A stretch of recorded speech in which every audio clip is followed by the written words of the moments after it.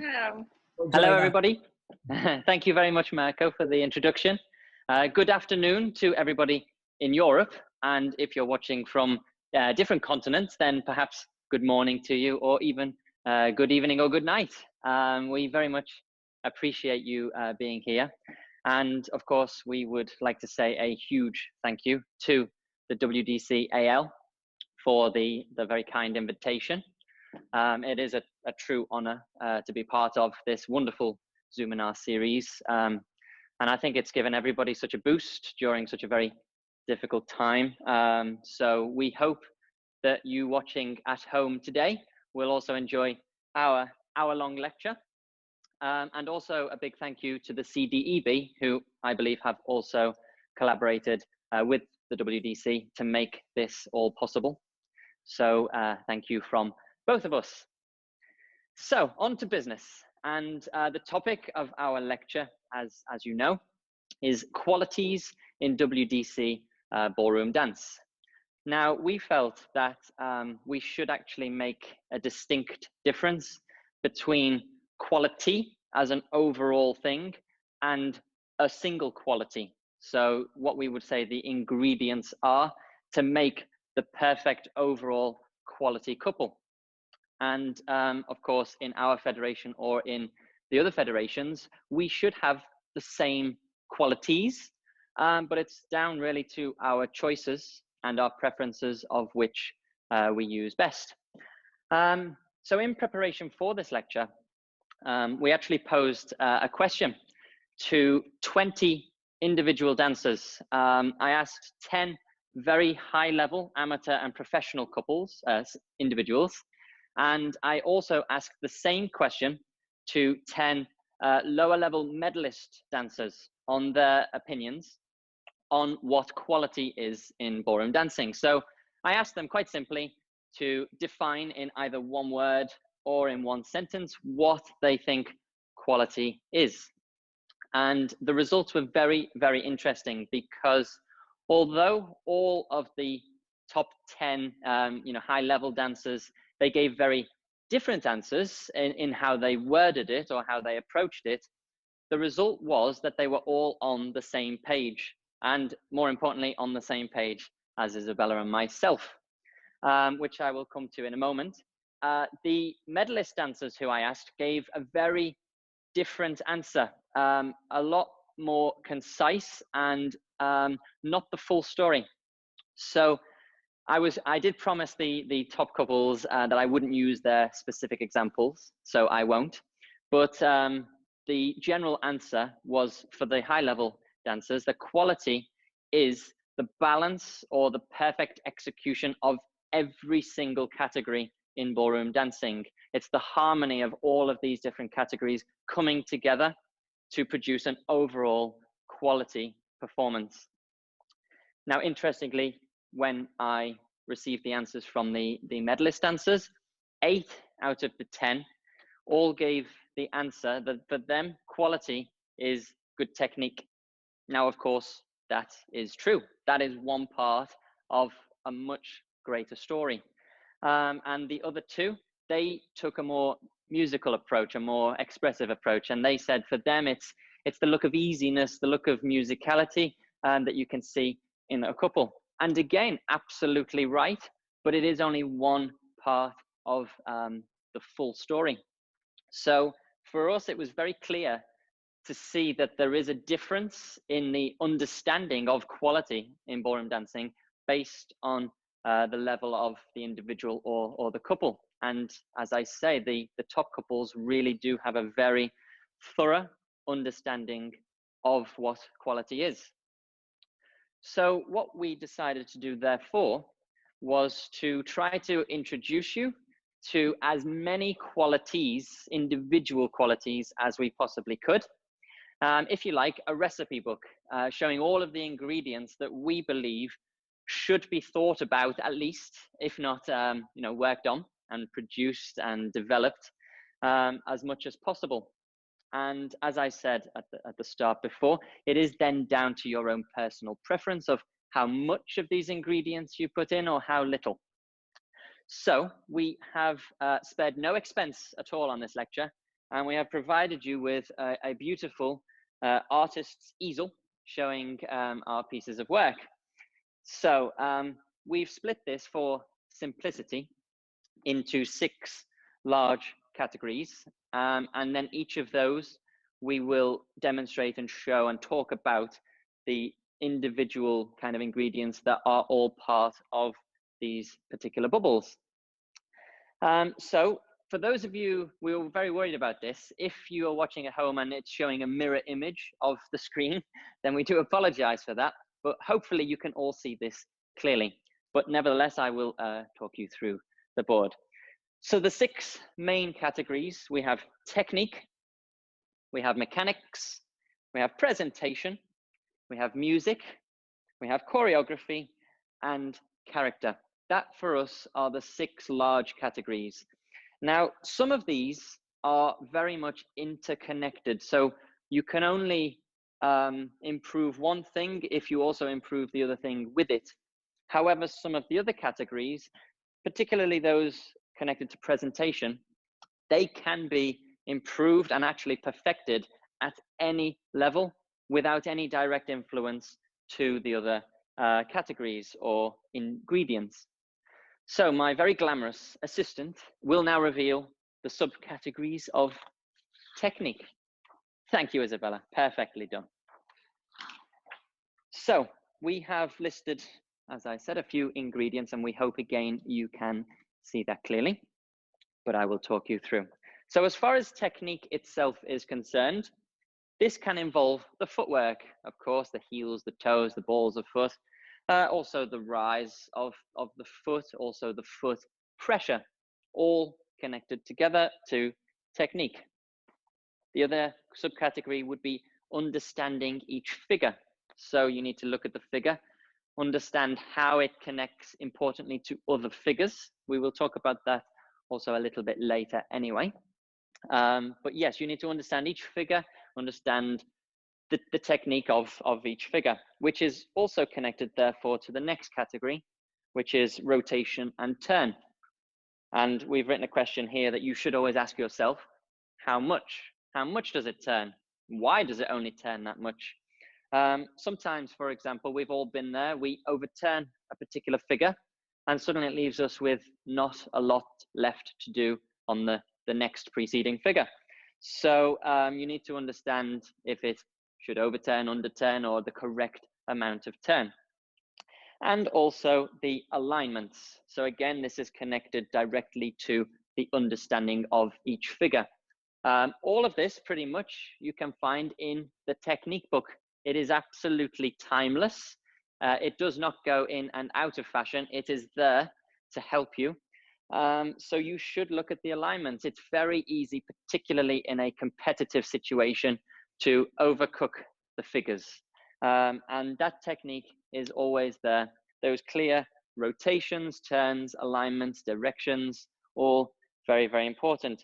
Now, the alignments themselves, as you may be able to see, we can split not just in the figures of the room, but also alignments to our partners. Of course, very, very important. You should understand the different hip positions and how they change between the figures, etc., etc. So this is a good example of how these are very much interlinked together. And also the next folder will be the same. So if we may. Thank you very much. So the second big topic was mechanics. And this is, of course, very closely linked to the technique, but this is much more to do with the actual movement itself, not just the leg movement, but also the body movements. Now, a word of warning, we have left off intentionally what we feel is the most important category or subcategory of all, and that is connected with this mechanics, and we will reveal that a little bit later. So please be patient with us. So this, we can see, involves sway, it involves rise and fall, and it involves the actions of CBM or CBMP, which are, of course, closely linked together. Now, as you can see from our writing, This is Izabela's writing, by the way, so hope you can see it clearly. We have 3 questions that you absolutely, in our opinion, should ask yourself every time, which is why, when, and how much. So them 3 questions, that group of questions, can be applied to these 3 categories very, very well indeed. And this is where the basis of our practical side of the lecture will go. So as far as sway is concerned, as an example, why do we sway? When do we sway? And the big question, how much do we sway? And as I say, this can apply also to rise and fall. This can also apply to the CBM and the CBMP. And this is, as I say, the latter part of our lecture. So for now, on to the next slide.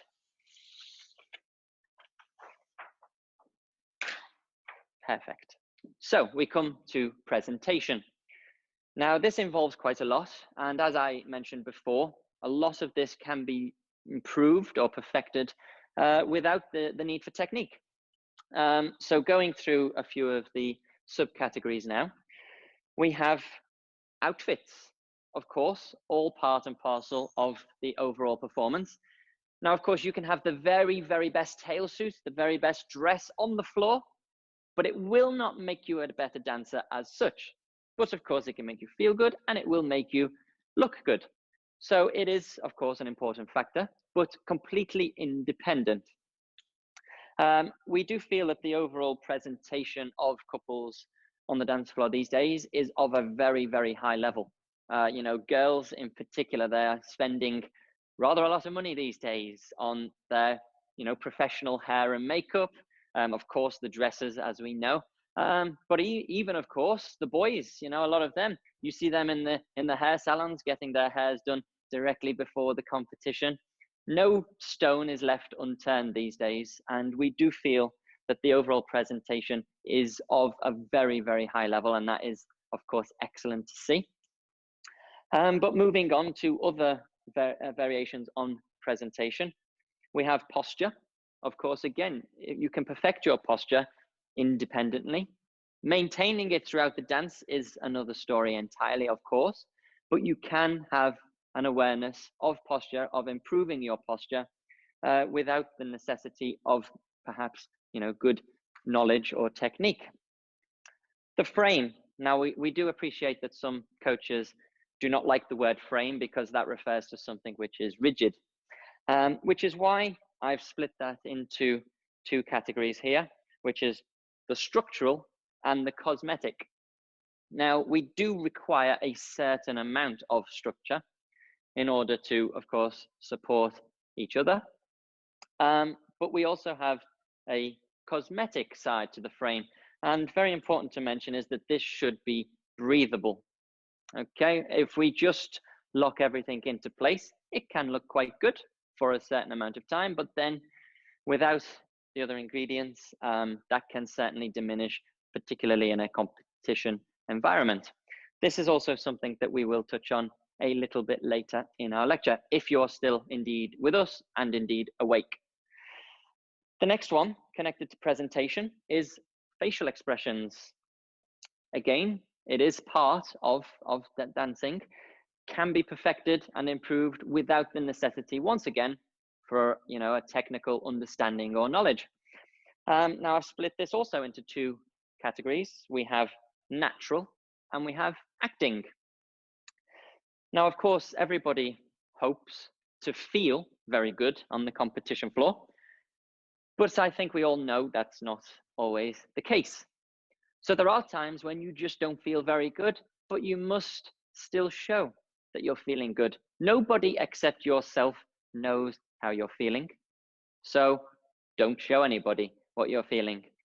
But of course, that can work in another way, because you might be feeling great. You might be feeling very, very excited and bubbly, but you might need to show something more serious, or, you know, create a darker sort of atmosphere, particularly for a tango.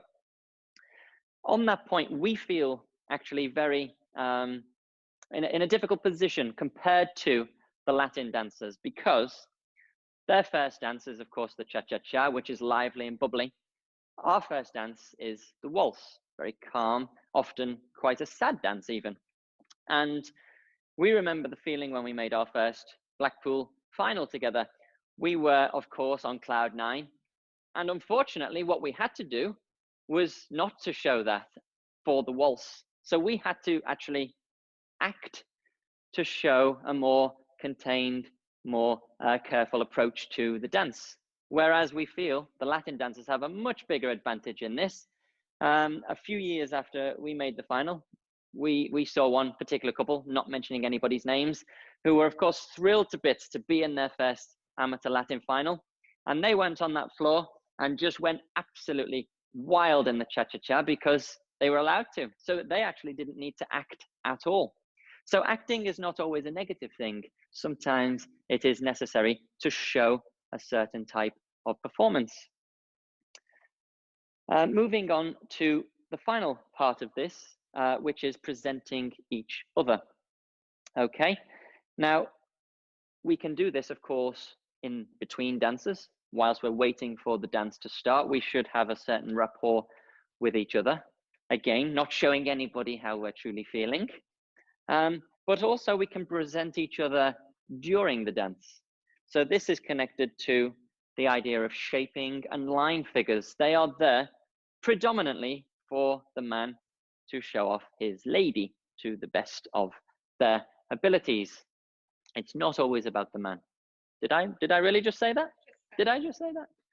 But it's not. It is definitely about presenting our partner, but during the performance overall, we should be, of course, presenting each other. Next slide, if you would. Okay. So the next big topic is music, a very big factor. And as you can see, it does involve quite a lot. Now, we will only talk you through these. We will not explain into any great detail, but please feel free in your own time, ask your teachers, to develop your own understanding of some of these ideas. So the first one in the top right corner is phrasing. So we all like to be with the correct phrasing. We do feel it's very important because if you're dancing against the phrasing, on the wrong side of the phrasing, it can actually diminish the power or the speed or the positivity that you're sometimes trying to show. So you can put a lot of energy into it, but if you're on the wrong side of that music, the music almost takes it away. So very important to definitely think about. Also connected, of course, is the timing itself. So many figures, especially those with and beats, syncopations, they can have different timings. And this is something that we will discuss later on. So for now, please be patient again. Syncopations and beats. So again, and beats can be placed in different parts of the bar of music, and it will give a very, very different look and a different feeling. So this particular bubble will be explained a little bit more in detail later on. The next one on the top left is understanding the beat values and the lengths. So for example, if you take the waltz, we know it's 1, 2, 3. But when you actually go into the detail of it, the 1 beat is relatively large because that's, of course, our drive action, usually. The 2 beat is extremely stretched to the point where, we can't hold it any longer. And this is really what we would call the musical beat, okay? And of course, the 3 beat is usually a collection into the next figure. So it is very, very short. So to demonstrate the waltz, it would be 1, 2, 3 along those lines. So they're not all the same. Similar idea in foxtrot. You have, of course, we generally count in slows and quicks. Not all quicks are the same. So for example, a continuous weave, those quicks are very, very calm. Other quicks are much brighter, much sharper. So it is definitely worth experimenting to find your optimum. Musicality. Now this is very much open to debate. So we've actually put the question here, what is it? And we've had different variations on this with opinions. A lot of people say that musicality is the ability to play with the music, and it absolutely is. Again, connected to the beat values. You can stretch beats, you can diminish beats, you can really play with those boundaries. But also, we feel that musicality is just an overall fullness. And this is also something connected to what we want to talk about later. So there is one particular action which can, for us, unlock even more musicality without necessarily playing with the music too much. The next one is, of course, the speed of the music. So for those of you who have watched the International and the UK Open in particular, or perhaps danced in it yourselves, you will realize that Ross Mitchell likes to play with the music tempos very, very often, sometimes even during the dance itself.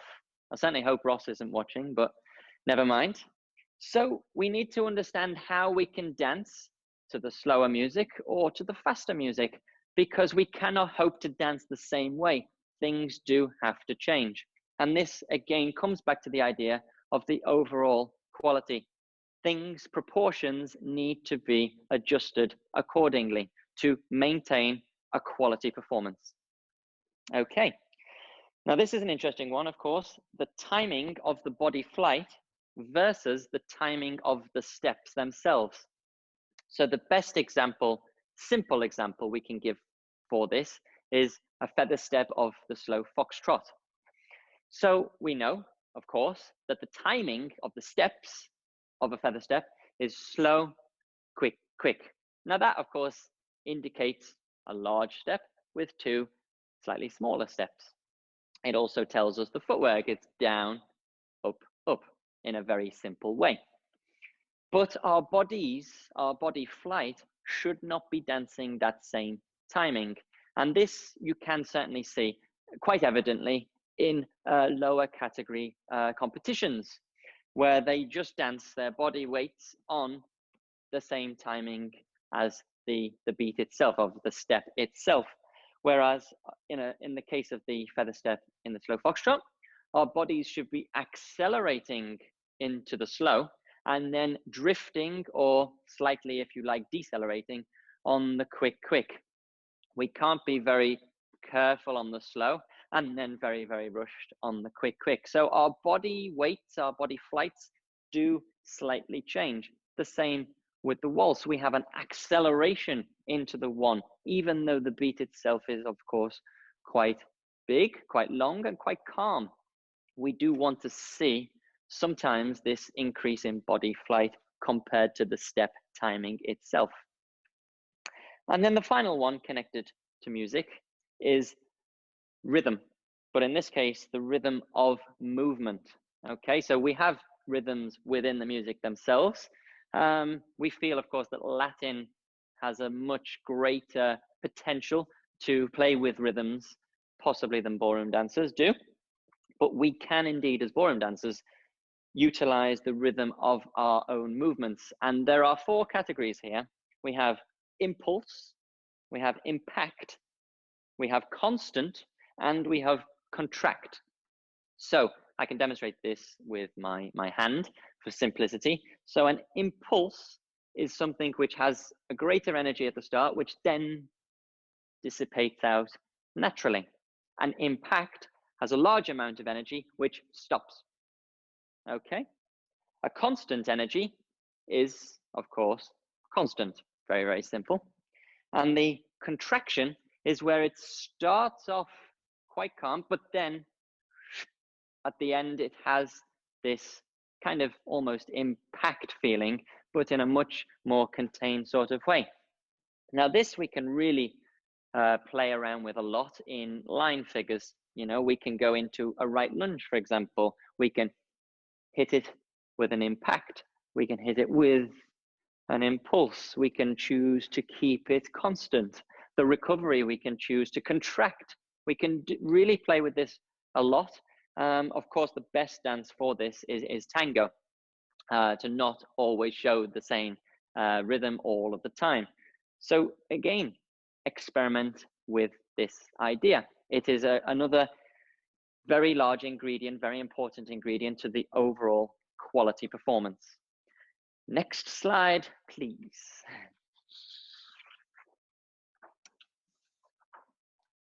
Okay, now this is an easier one, and we don't need to talk about this too much, but we have choreography. So very, very much open to debate and of course to personal preference. But we have listed a few kind of balance issues that we would like you to think about. And that is difficulty versus simplicity. It is tradition versus innovation. And it is uniqueness versus conformity. So those two are very, very interconnected together. In fact, all three of them are to a certain extent. But if we take the top left, if we make our routines, our choreography too difficult, it's very, very difficult to maintain a very high quality performance, quite simply. We should be at a certain level, a technical level, in order to probably attack or attempt those more complex, difficult routines. But of course, if we go for a simple approach all the way through our routine, not necessarily advisable also. So the key thing here overall is you must find a balance. Now, it might not be 50-50, it may be 80-20, it could be anything at all, depending on you. And that is very, very important. The same with the tradition versus innovation. Now, for us, the traditional figures, the ones that started 100 years ago, they are still very much alive today. They are not fashion choices. They are absolutely the basis of everything in both ballroom and Latin. The more innovative choreographies, they do come and go. They are fashionable. But of course, with fashion, it changes.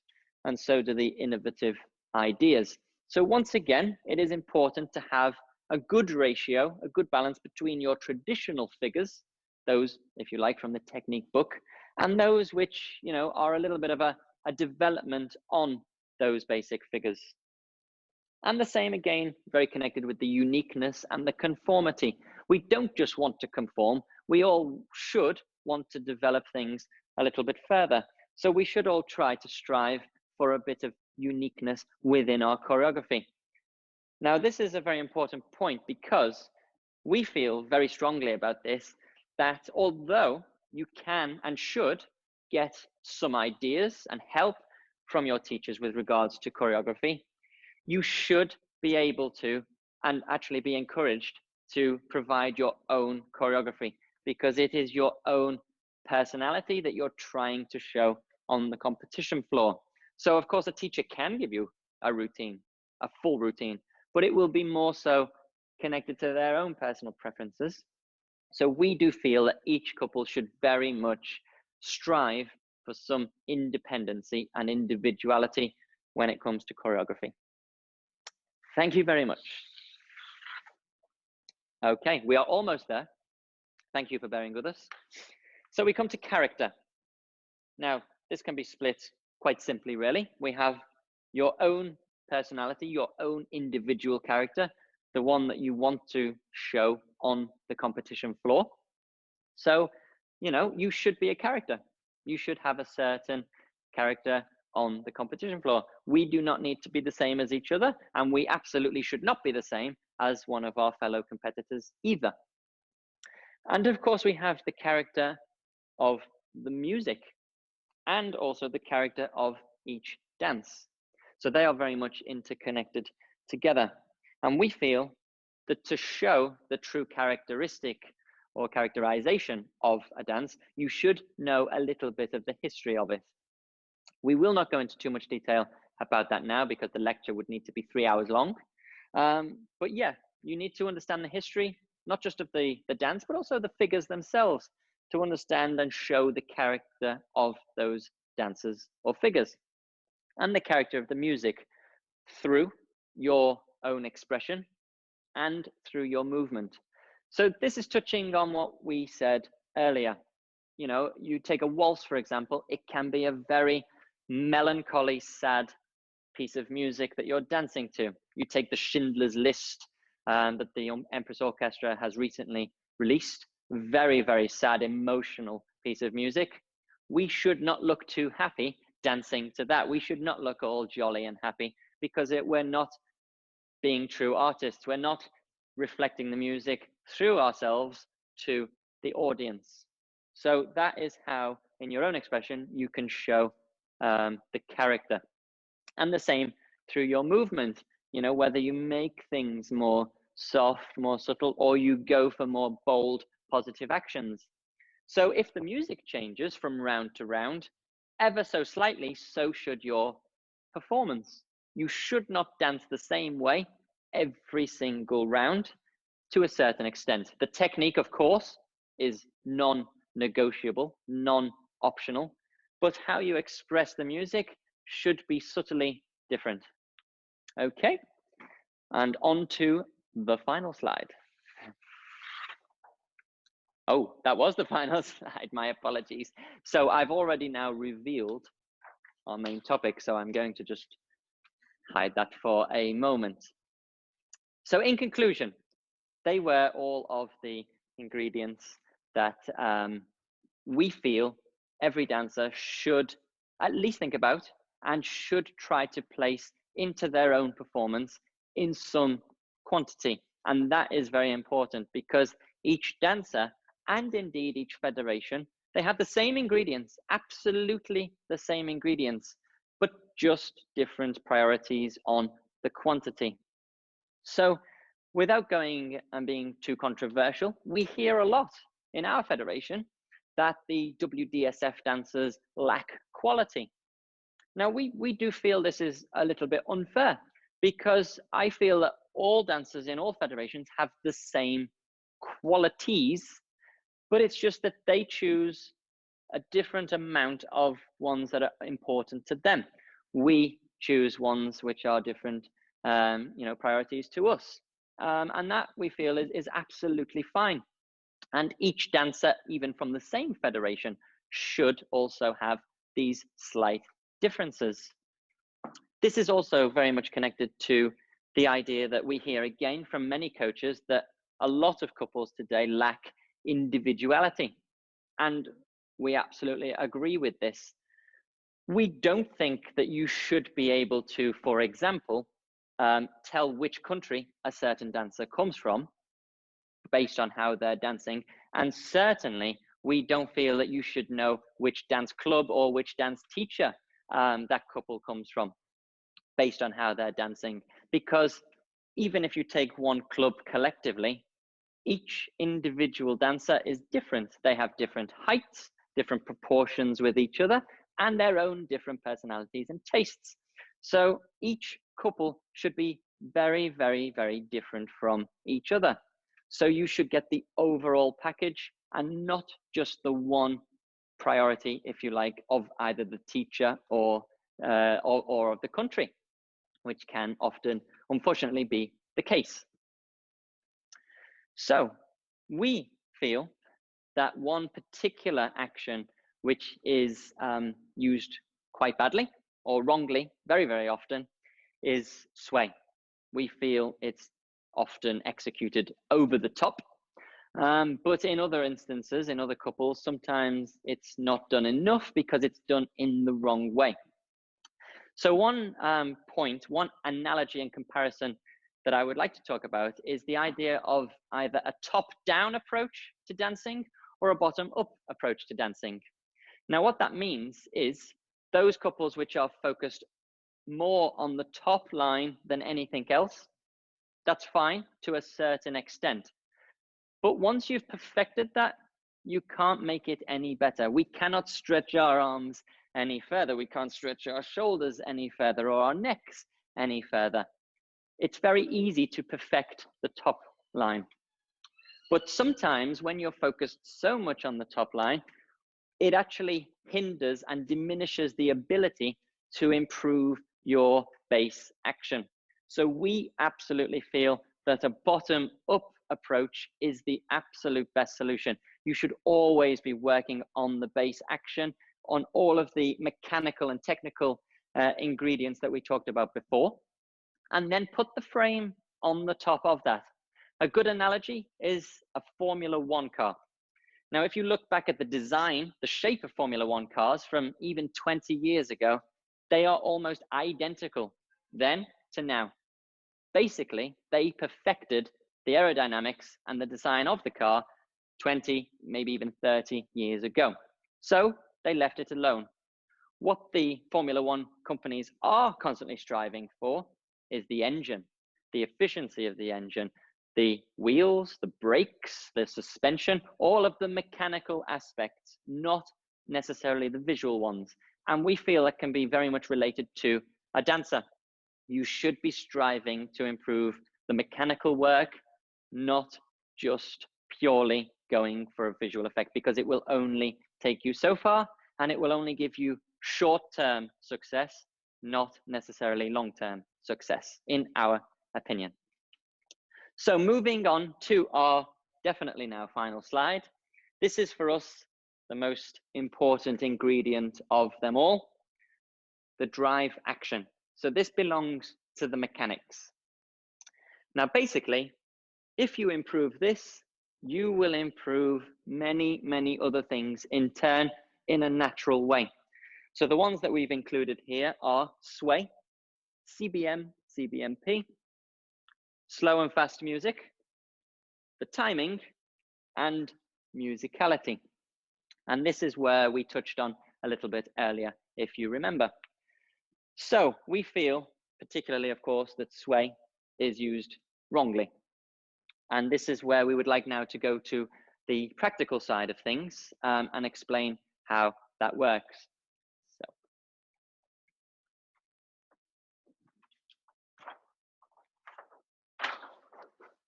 Okay, so we're going to just use some very basic figures to explain the point. The first being a natural turn in waltz, then a feather step in foxtrot, a 3 fall away group in the foxtrot also, and then finishing off with a running weave, which is connected to the timings that I mentioned also earlier, how we can put and beats into those pieces of choreography and give a completely different look. So understanding the natural turn and how that relates to the sway. The idea of sway is that it is a natural balancing out of the drive before it. So in other words, if you wish to sway a lot, you should increase the amount of drive that you produce before it. So using, of course, as we all know, the standing leg, the compression, which will lead to more power, producing more power, which will need to be balanced by the sway.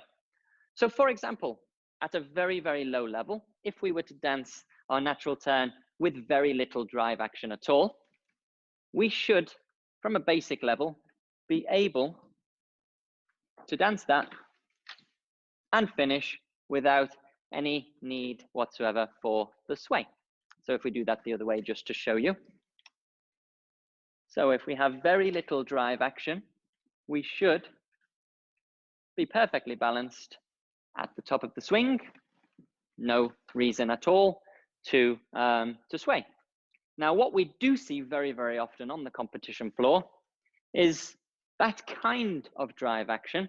Sorry to do this to you, Izabela. I'm sorry for those watching at home, but with a very disproportional sway at the end. So a very exaggerated, very ugly sway at the end. So again, very little drive action, but with lots of sway. Now, of course, some of you may enjoy the look of that. And we're not disputing, you should be swaying that much. You should have a fullness, but it should come through the base action. So this comes back to those 3 questions. Why do we do it? We've already answered that for balance. When do we do it? Now, the sway should always naturally begin at the lowest point of the pendulum swing, okay? Because that's when you are beginning your upswing. So if we can see this from the side, I can probably do this, yeah. 1, 2, 3, there's my drive action, for example. I'll keep it small for a moment. As I pass through and my left leg begins to swing, we can now see a slight displacement of the hips.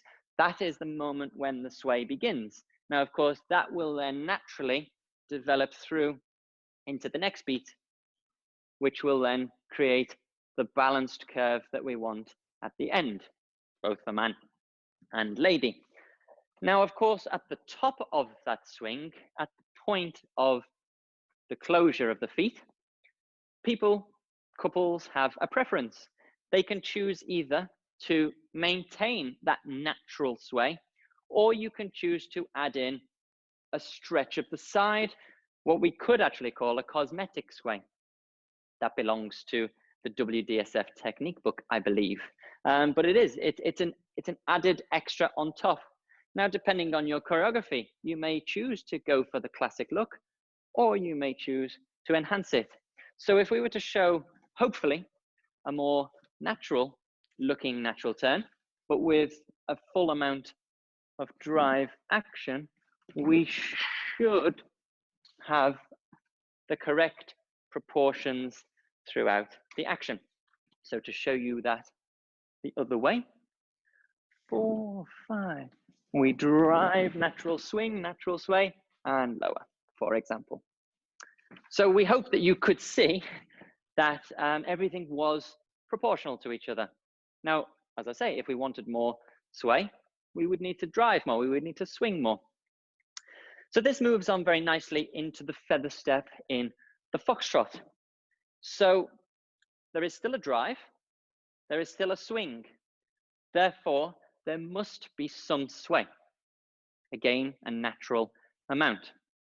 However, the big difference is, of course, that we are passing our feet. So we do not wish to completely arrest the movement and close our feet, as we do in the natural turn of waltz. Therefore, the sway does not need to be as big, because we're not perfectly balancing, we are passing through. So to reiterate the point, if I may, just from the side, the drive action in the foxtrot feather step, if I keep it small for a moment, will be exactly the same. The leg swing itself will be exactly the same. That is the moment of when. However, it is now what we do as we transfer through into the quick section, that in the waltz, we would need to arrest that power. In the foxtrot, we would keep that moving through. So we would drive, we would swing naturally. There is our natural sway. And then we would pass through that point.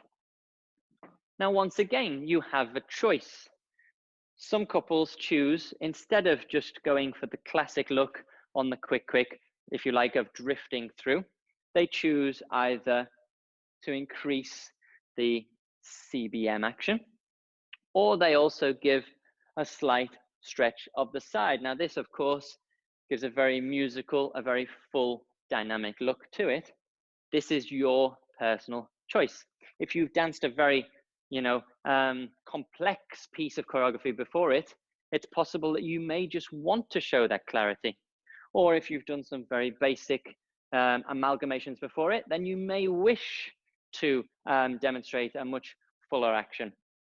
But what we absolutely cannot accept is something which is seen very, very often these days, we feel, and that is the disproportional sway. Yes, that is not the natural action. So to show you the other way, a disproportional sway is not to be recommended. So to show you the purely classical motion of that first, if we may, we're still in shot. We would have the same drive action and swing, and then we would just drift through the motion. So to show you that the opposite way, we would have the drive action, the swing, and then the natural drift. So we could, as I say, choose if we want to add in a CBM or a side stretch, or even both. So this would just, for example, give a little bit extra, we hope, musicality. Same rules apply here, but then the extra action at the end. One more time. We had the same drive action, the same swing, and then the extra. Okay, back into the shot. So we hope that you can see already how some of those ingredients all link together and how it is necessary to find the proportions and not just to go for the result. That is the danger of watching too many videos sometimes. You see the result, but you don't always understand the mechanics and the technique needed to produce that action in a natural way. So moving on now to the 3 fall away group. We chose this because, again, we feel very, very often it isn't danced very, very well. So a lot of couples who favor the top down approach to dancing, they tend to have 2 faults, either too much sway exaggerated at the wrong time, or not enough sway because they're so focused on maintaining that perfect rigid look. So both of which we feel are not recommended or advisable. So what we should look at are, again, the processes of how they link together. So if we look at the first fall away along our line of dance, just like this for a moment, we have, again, the drive action, which will increase the amount of CBM needed, and then we will have the correct amount of sway as we anchor our legs, our feet. So if danced, for example, wrongly in the first instance, there would be too much artificial fake sway. Again, going for that picture, that result, rather than the mechanics. Or the rigid effect, which is just not advisable either. Certainly not from an efficiency point of view. You do not want to dance like that for 7 rounds, for example. So once again, going through the system, we will have the drive action and the CBM. We will have the natural swing and sway at this point. We will then pass through into the second fall away or the second side lock.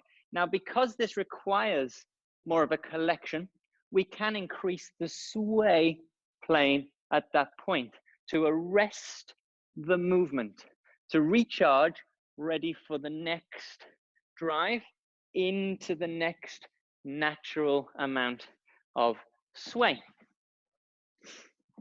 Now, you may choose, of course, that you don't want to arrest the movement so much on the second fall away or the side lock. That's absolutely fine. So you would only have the proportional amount of natural sway, but without the side stretch or the increase of the CBM action at the end. So to show you what we hope and believe to be a proportional amount, we would have drive and sway and an increase drive and sway. Okay, so if you can still see us, we will go back towards the camera with the same method. The drive and natural sway, the increase, the drive and natural sway. We're still there, good. Okay, now this brings us on nicely in a slightly related topic, but also with an additional extra. And that is the 4th element, the running weave. So as I hinted at before, we have a choice to make on the timing. So we have an and beat. Now, and beats can go anywhere that you choose, anywhere at all. But of course, you've only got 3 beats. So we can either have a 1 and 2, 3 timing. We can have a 1, 2 and 3 timing. And of course, a 1, 2, 3 and timing. So an important thing to remember is that you should always borrow the music. If you're doing an and beat, you should always borrow the music from the beat before it, because you need that increase in body flight. Again, this is hinting at something we mentioned earlier on that feather step action. The timing itself requires a slightly different proportion of body flight. So we will show you all three of those versions first. We will dance them both ways. So 6 versions all together. So the first one being the 1 and 2, 3 timing. So we have 4, 5, 6, 1 and 2, 3. Okay, and we'll do that back towards the camera. 4, 5, 6, 1 and 2, 3. Okay. Now we will dance the 1, 2 and 3 timing. So 4, 5, 6, 1, 2 and 3, 1. Okay. And if we go back the other way.